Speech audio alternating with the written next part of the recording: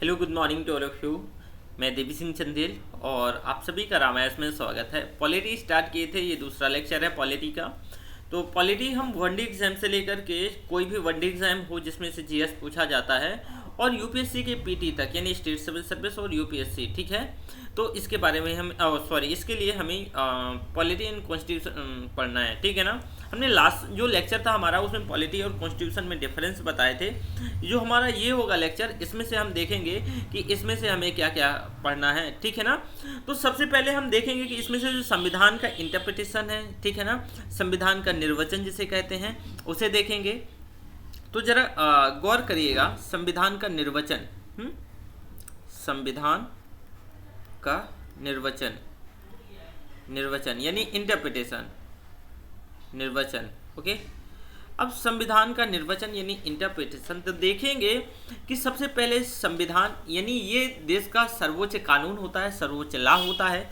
इस संविधान फिर भाग में बटा हुआ है, कितने भाग में बटा हुआ है, और ये भाग फिर अध्याय में बटा हुआ है, ठीक है, अध्याय में। और फिर ये आर्टिकल यानी अनुच्छेद, ठीक है, अनुच्छेद। और अनुच्छेद के बाद क्या आता है, परंतुक, परंतुक। और इसके बाद आता है यानी उपपरंतुक, उपपरंतुक, ठीक है। ये कुछ ऐसे संविधान को बांटा गया है, यानी भाग, यानी इसको पार्ट कहते हैं इंग्लिश में, इसको चैप्टर कहते हैं, इसको आर्टिकल कहते हैं, और इसको क्लाज कहते हैं, और इसको सब क्लाज कहते हैं। अभी मैं समझाऊंगा ये क्या होते हैं। देखिए, अगर हम बात करते हैं तो जो हमारा संविधान जब गठित हुआ तो उस समय 22 भाग थे, अब 25 भाग हैं, ठीक है। अब क्या है, पहले ये 22 भाग थे, अब 25 भाग हैं, ठीक है। वहीं जो अगर चैप्टर वो आर्टिकल की बात करते हैं तो जो आर्टिकल है तो आर्टिकल 395 ओरिजिनल जो हमारा कॉन्स्टिट्यूशन था, अब 460 प्लस हैं। इनको सभी को डिटेल से बात करेंगे, ठीक है। परंतु क्लाज भी और सब क्लाज, तो देखेंगे कि ये क्लास सब क्लास क्या होता है, आर्टिकल क्या होता है। तो थोड़ा सा इसमें आप नज़र फैलाइएगा, नज़र डालिएगा, ठीक है। देखिए, आपने कई बार देखा होगा, मान लीजिए कि आर्टिकल जैसे ये लिखा है आर्टिकल 39, ठीक है, आर्टिकल 39, ठीक है। तो ये क्या है, अपने आप पे एक स्वतंत्र आर्टिकल है, ये अपने आप पे एक स्वतंत्र आर्टिकल है, ठीक है। तो ये तो आर्टिकल हो गया, आर्टिकल ऐसे। अब अगर लिखा है आर्टिकल 39 क्लॉज ए, ऐसे अगर लिखा होता है तो इसको क्लॉज पढ़ते हैं, इसको क्या पढ़ते हैं, परंतुक। क्या पढ़ते हैं, क्लॉज या परंतुक, ध्यान रखिएगा, इसको परंतुक या क्लॉज पढ़ा जाता है। लेकिन अगर यही लिखा है article 39 clause 1 sub clause A, अगर कुछ ऐसे लिखा है, पहले न्यूमरिक फिर अल्फाबेट, तो इसको क्या पढ़ते हैं, इसको क्लॉज पढ़ेंगे और इसको सब क्लॉज पढ़ेंगे, ठीक है। इसको क्या पढ़ेंगे, क्लॉज पढ़ेंगे और इसको सब क्लॉज पढ़ेंगे। तो ये हो गया उपपरंतुक हो गया, ठीक है। अब आर्टिकल मैंने बताया। दूसरा इसमें इंपॉर्टेंट बात क्या है, ध्यान देने योग्य बात क्या है कि अगर 39 मान लीजिए आर्टिकल लिखा है, आर्टिकल 39 ए, कैपिटल ए यहाँ, तो ये अपने आप में एक स्वतंत्र अनुच्छेद है, स्वतंत्र आर्टिकल है। इसे, ये जो कैपिटल ए है इसको क्लास नहीं पढ़ेंगे, इसको ए ही पढ़ेंगे, ठीक है। सो ये अपने आप में एक स्वतंत्र आर्टिकल है, ठीक है। तो आपने ये तो इंटरप्रिटेशन देखा कि जो संविधान का इंटरप्रिटेशन है वो कैसे होता है, ठीक है। इसके बाद अगर हम बात करते हैं तो संविधान का वर्णन, ठीक है। अभी हम इसको डिटेल से बात करेंगे, आप परेशान नहीं होना है, ठीक है। तो संविधान का वर्णन देखेंगे, संविधान के वर्णन में, संविधान का वर्णन, संविधान का वर्णन। आप संविधान के वर्णन की अगर हम बात करते हैं दोस्तों, तो इसमें से देखेंगे कि इसका जो 3 हिस्सा है प्रॉपरली, ठीक है, 3 हिस्सा। जैसे एक हो गया दर्शन, जो इसका दर्शन वाला पार्ट है। आप देखेंगे संविधान में करीब दर्शन वाला पार्ट 35% है। दर्शन में क्या क्या आएगा, जैसे प्रस्तावना हो गया, प्रियम्बल हो गया, प्रस्तावना, ठीक है, ये दर्शन का पार्ट है। जैसे फंडामेंटल राइट्स यानी मूल अधिकार, ठीक है, या मौलिक अधिकार, ठीक है, मूल अधिकार भी बोलते हैं या मूल अधिकार, ठीक है, फंडामेंटल राइट्स। इसके बाद DPSP, directive principle state policy, यानी राज्य की नीति निर्देशकता, तो DPSP directive principle of state policy, राज्य की नीति निर्देशकता। तो और फंडामेंटल ड्यूटी, ये सारी चीज दर्शन में पढ़ेंगे। दर्शन मतलब देखना, ठीक है। जो दूसरा पार्ट है सरकार का गठन, सरकार का गठन, ठीक है। आप देखेंगे कि संविधान में सरकार का गठन ऑलमोस्ट 50% एरिया सेलेक्ट करता है, ठीक है। इसके बाद आता है विविध। विविध में हम क्या क्या पढ़ेंगे? अगर हम विविध की बात करते हैं तो जैसे पंचायती राज, क्या है? पंचायती राज। पंचायती राज के साथ साथ निर्वाचन आयोग, निर्वाचन आयोग, निर्वाचन आयोग के साथ साथ हम क्या पढ़ेंगे? केंद्र और राज्य के संबंध, सेंट्रल एंड स्टेट रिलेशन, ठीक है। ये सारी चीजें हम संविधान का ये वर्णन है, ठीक है। तो पहले थोड़ा सा देखेंगे सरकार, जो सरकार का गठन है। हालांकि हम पहले दर्शन, इसकी जो फिलॉसफी है यहीं से पढ़ेंगे, लेकिन इसे देखेंगे कि जो सरकार का गठन है वो कैसे क्या किया है, क्या किया जाता है, तो इसके बारे में जरा हम नजर डालते हैं। देखिए, अगर हम बात करते हैं जो सरकार का गठन, तो प्रॉपरली ये 3 भागों से, जैसे सरकार का गठन तो 3 इसके पार्ट होते हैं, ठीक है। सरकार चलाने के लिए 3 चीज़ों की जरूरत होती है सरकार के लिए, प्रॉपरली 3 भाग, ठीक है। कौन कौन से? विधायिका, कार्यपालिका और न्यायपालिका। विधायिका, इसको व्यवस्थापिका भी बोलते हैं, ठीक है। इसको क्या, अच्छे से लिख देते हैं, इसको क्या व्यवस्थापिका भी बोलते हैं। जो विधायिका है इसको व्यवस्थापिका, व्यवस्थापिका का सिंपल सा मतलब है जो व्यवस्था करे, व्यवस्था मतलब जो नियम बनाए, ठीक है। यानी विधायिका, विधायिका ये क्या, इसका क्या काम है? नियम बनाना, ये नियम बनाती है, ये नियम बनाना। दूसरा कार्यपालिका, क्या है? कार्यपालिका। कार्यपालिका का क्या काम है? इन नियमों को, जो ये नियम बनाए गए हैं, इन नियमों को क्या करना? लागू करना, ठीक है। किसका काम है? कार्यपालिका का। किनको? नियमों को लागू करना, ठीक है।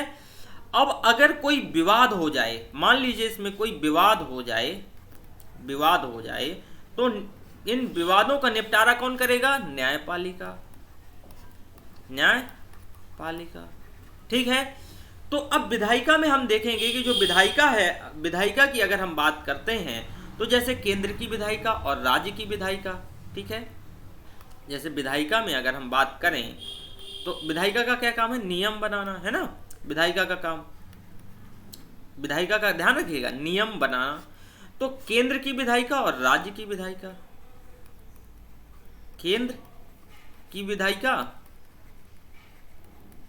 विधायिका और राज्य की विधायिका, और राज्य की विधायिका।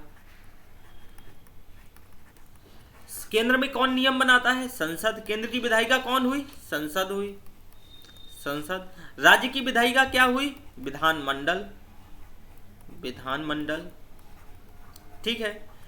केंद्र की विधायिका जो संसद है, इसके 2 पार्ट होते हैं, एक लोकसभा, दूसरा राज्यसभा। इसको लोअर हाउस या हाउस ऑफ कॉमन्स भी कहते हैं, मैं अभी बताऊंगा। ये क्या है? लोकसभा, लोअर हाउस, ठीक है, लोअर हाउस। और ये जो राज्यसभा है, जो राज्यसभा, इसको अपर हाउस बोलते हैं, ठीक है। हाउस ऑफ एल्डर्स भी कहते हैं इसको, और इसको हाउस ऑफ कॉमन्स भी कहते हैं, ठीक है। तो ये जो संसद है, ये विधायिका, देखिए इसका संसद ही तो नियम बनाती है ना, नियम बनाती है।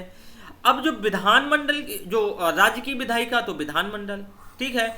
विधानमंडल आप देखेंगे कि कुछ राज्यों में भी इसके 2 पार्ट होते हैं, कुछ में एक ही पार्ट होता है।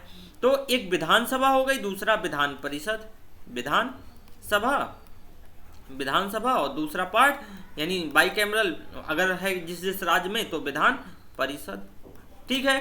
तो ये तो विधायिका हुई। अब कार्यपालिका पे जरा आप नजर डालिएगा कि भाई कार्यपालिका क्या होती है। सेम वैसे ही कार्यपालिका भी होती है, ठीक है। अब कैसे? अब देखेंगे जरा कार्यपालिका पे।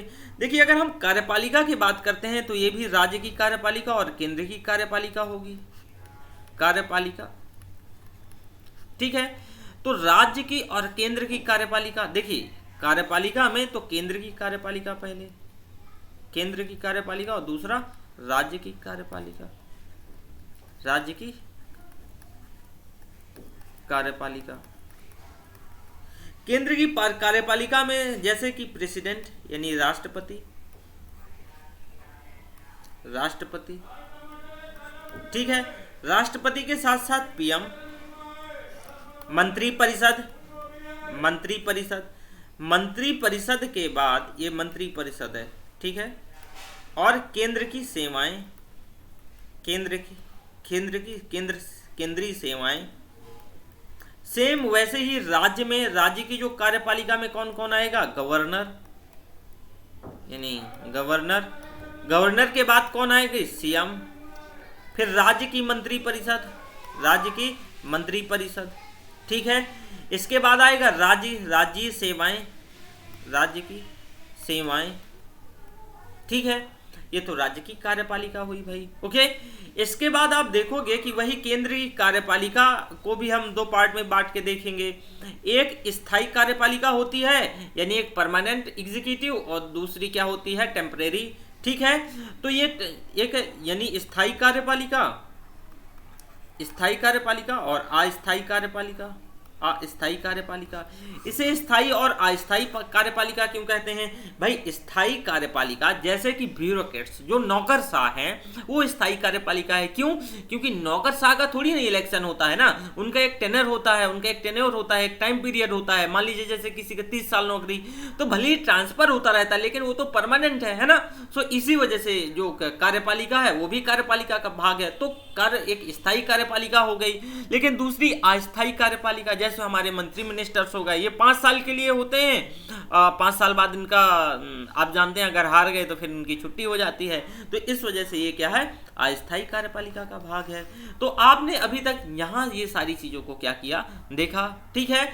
या उम्मीद करता हूँ यहाँ किसी प्रकार से कोई आपको डाउट नहीं होगा। वहीं आप देखेंगे जो न्यायपालिका, तो न्यायपालिका, जैसे कि न्यायपालिका की अगर बात करें तो कुछ न्यायपालिका में, तो जैसे न्यायपालिका तो सुप्रीम कोर्ट, फिर इसके बाद हाई कोर्ट। सुप्रीम कोर्ट एक ही होता है जो दिल्ली में है। हाई कोर्ट ऑलमोस्ट हर एक राज्य में है, लेकिन कुछ राज्यों में नहीं है।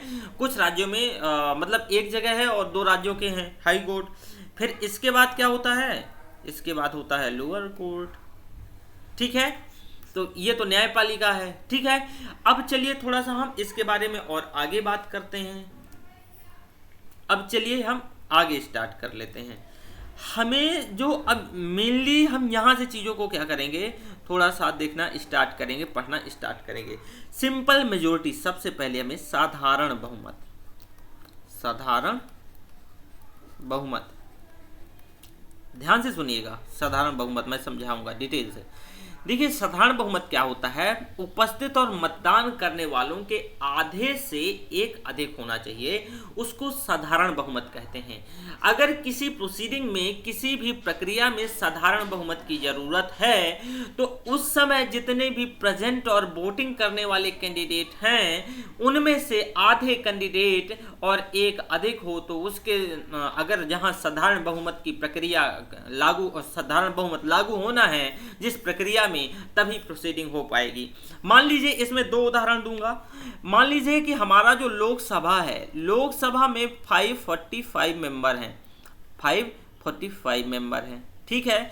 जिसमें से कितना 543 इलेक्टेड होते हैं, 2 एंग्लो इंडियन होते हैं, जो कि अब 2 एंग्लो इंडियन का जो टाइम पीरियड है उसको खत्म कर दिया गया है, इसको नहीं बढ़ाया गया है, ठीक है। अभी उसके बारे में हम डिटेल से बात करेंगे जब आगे पहुंचेंगे कि एंग्लो इंडियन क्या है और ये कैसे क्या है। तो बस आपको एग्जाम्पल, तो मान लीजिए 545 है, ठीक है। कितना? 545। तो प्रेजेंट कितने हैं? मान लीजिए प्रेजेंट हैं 530, लेकिन जो वोटिंग कर रहे हैं वो कितना है? 500, ठीक है। मैंने क्या बताया? प्रेजेंट एंड वोटिंग का, यानी प्रेजेंट एंड वोटिंग का आधे से एक अधिक, ठीक है। तो ऑब्वियस है जो वोटिंग कर रहे हैं वो कितने? 500 हैं। 30 मान लीजिए वोटिंग नहीं कर रहे हैं, तो जो ये वोटिंग कर रहे हैं ऑब्वियस है प्रेजेंट भी हैं, तो प्रेजेंट एंड वोटिंग का आधा, तो 500 का आधा कितना हुआ? यानी 250 और 1 तो कितना हुआ? 250 और ये 1 251, ठीक है। ये समझ आया होगा। उतने जो प्रेजेंट एंड वोटिंग का, ध्यान रखिएगा कि आधे से एक अधिक, कितना? आधे से एक अधिक। अब इसी में आप थोड़ा सा और नजर डालिएगा। मान लीजिए प्रेजेंट इसमें से 200 हैं, ठीक है, वोटिंग कितने कर रहे हैं, वोटिंग कितने 50 कर रहे हैं, ठीक है। तो इसमें साधारण बहुमत क्या होगा, प्रेजेंट एंड वोटिंग का, तो यानी 50/2 + 1 यानी 26, ठीक है। 50 तो 25 इसका हो जाएगा और 1 तो 26।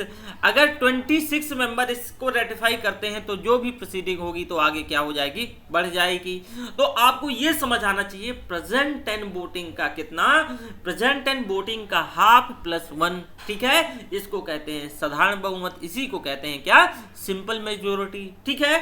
तो हमने यहां तक देखा, अगला जो हमारा लेक्चर होगा उसमें हम प्रभावी बहुमत और विशेष बहुमत पढ़ेंगे।